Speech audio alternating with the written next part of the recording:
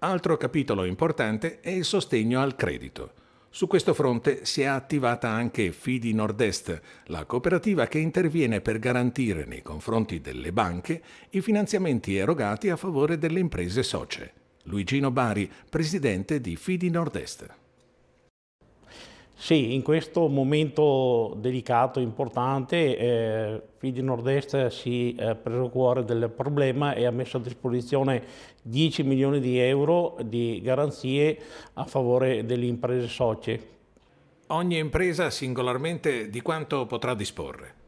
Ogni impresa può disporre fino a 30.000 euro di diremo così, liquidità per l'immediata necessità e speriamo non ci sia bisogno, ma se è necessario provvediamo anche diciamo, ad aumentare questo plafond.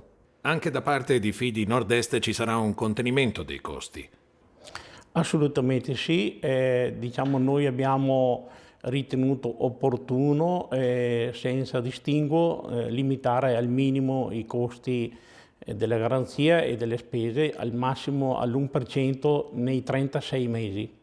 Come hanno risposto le banche? Quale segnale hanno dato?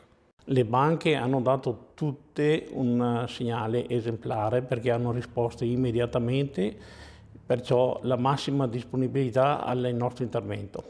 Ecco, l'azione di Fidi Nord-Est non si ferma qui. Cos'altro avete in cantiere?